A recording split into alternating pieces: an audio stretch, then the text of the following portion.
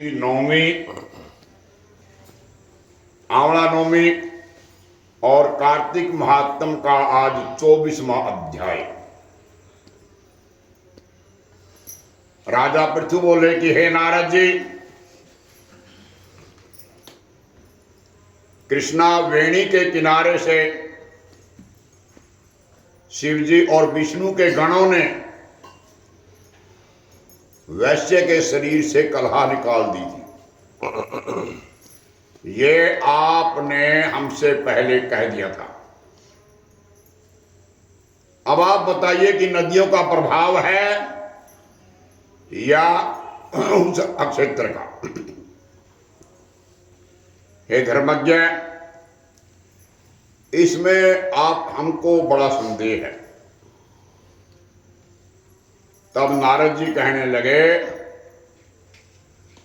कृष्णा साक्षात कृष्ण का शरीर है, वेणी महादेव जी का स्वरूप है, इसीलिए इसके महात्म को चतुर्मुखी ब्रह्मा जी भी नहीं कह सकते। ब्रह्मा जी चतुर्मुखी हैं, कार्तिकेय खड़मुखी हैं, छह मुखी।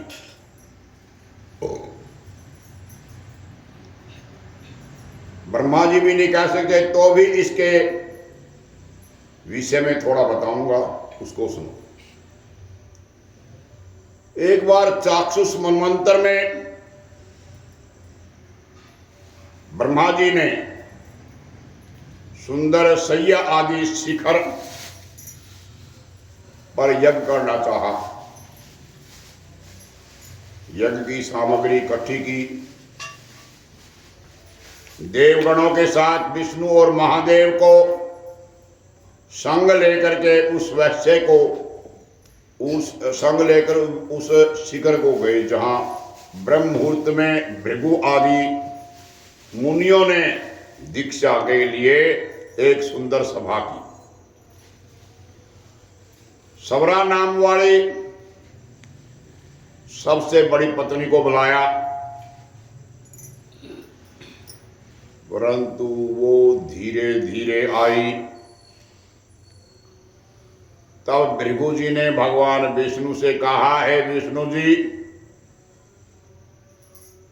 विष्णु आपके बुलाने पर भी सवरा नहीं आई और मुहूर्त निकला जा रहा है। अब दीक्षा विधि कैसे संपन्न होगी? तो श्री कृष्ण जी बोले, अगर स्वरा शीघ्र नहीं आती है तो यहां गायत्री की दीक्षा कर लेनी चाहिए। क्या इस पवित्र कार्य में ये उसकी स्त्री नहीं है ब्रह्मा जी की? नारद जी ने कहा, शिव जी ने विष्णु भगवान के वचनों को मान लिया। भृगु के इस वचन को सुनकर गायत्री को ब्रह्मा जी के दाएं अंग में बैठा करके दीक्षा विधि प्रारंभ कर दी। यज्ञ करते समय स्त्री हमेशा सज्जे पासे दाएं तरफ बैठती है। भृगु जी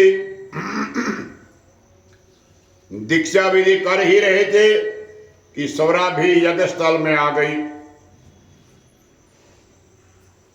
गायत्री को ब्रह्मा जी के साथ देख करके सोत की ईर्ष्या से क्रोध करके बोली, जहां अयोग्यों का पूजन होता है, पूजनियों का, बड़ों का पूजन नहीं होता, वहां दुर्भिक्ष, मृत्यु, भय, ये सब वस्तुएं वहीं रहती है। जो ये दक्षिण भाग में मेरे आसन पर बैठी है, इससे ऐसी गुप्त नदी बनेगी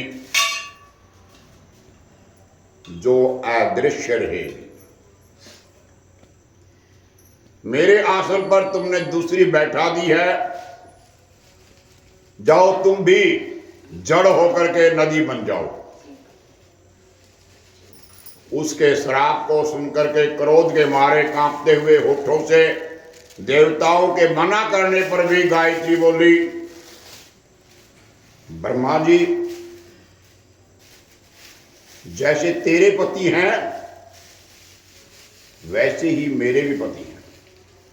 तूने मुझे वृथा में ही श्राप दे दिया, जा इससे तू भी नदी हो जा।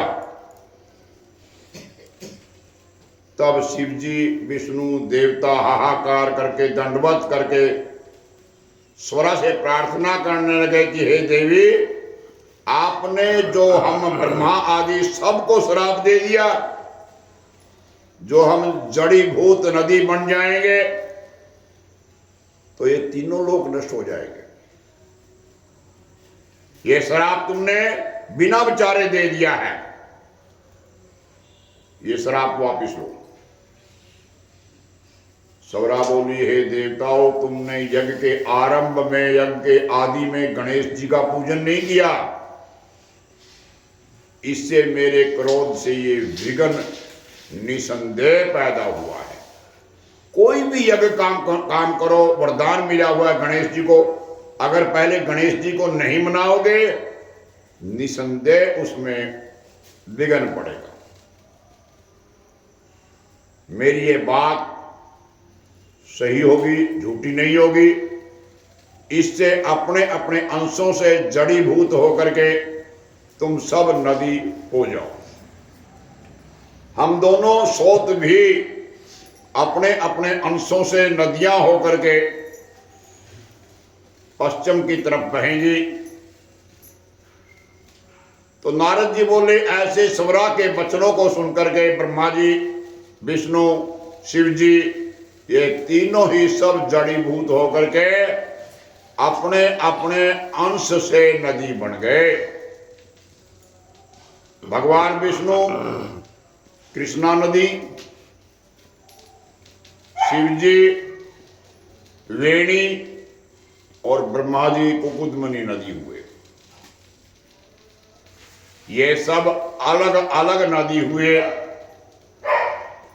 देवता भी अपने अपने अंशों से नदी बनकर के सह्याचल की शिखरों से नदी होकर के अलग अलग बहने लगी।